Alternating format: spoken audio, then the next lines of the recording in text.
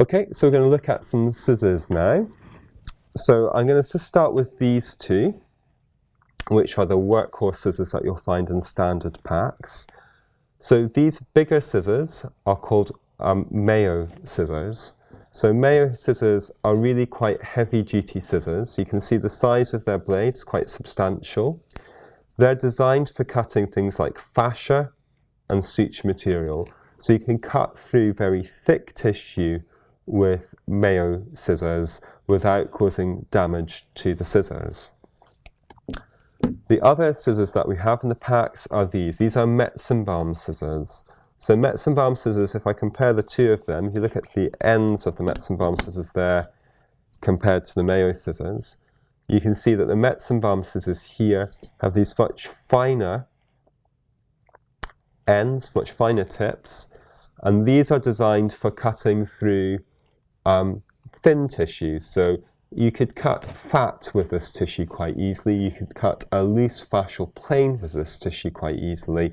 But if you were to take this and try and cut a thick fascial sheet like linear alba, you wouldn't cut it very effectively, and you would blunt and dull this instrument within one or two cuts. So the Metzenbaum scissors are used for fine, sharp dissection, and we also use them occasionally in that sort of action to push tissues apart for fine, blunt dissection, whereas the Mayo scissors are used for heavy gauge cutting, such as cutting linear alba and cutting suture. And also occasionally we'll use scissors like this. So you can see that compared to the Metzenbaum scissors, these are much smaller instruments.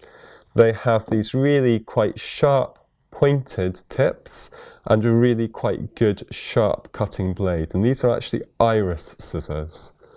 So Iris scissors are pretty heavy gauge scissors. So they're not the sort of thing that you'd want to use for blunt dissection. You see these really aggressive sharp pronged tips compared to the nice rounded tips of the Metzenbaum scissors. But the Iris scissors are very sharp and quite robust, so we can actually use these for doing things such as cutting suture material. And we can also use this for cutting fine but heavy fascia. So for example, I use these when I'm cutting the thyroid capsule, which is really quite tough if I'm doing a thyroidectomy and I'm trying to preserve the parathyroid gland during that. So we'll see Metzenbaums for fine sharp dissection and fine blunt dissection in the packs. We'll see Mayo scissors for heavy gauge cutting and suture cutting in the packs, and occasionally we'll request a pair of Iris scissors if we need to do heavier gauge dissection but on a small scale, such as thyroid capsule, something like that. So these are good for detail work where you need a little bit more robustness in your scissors.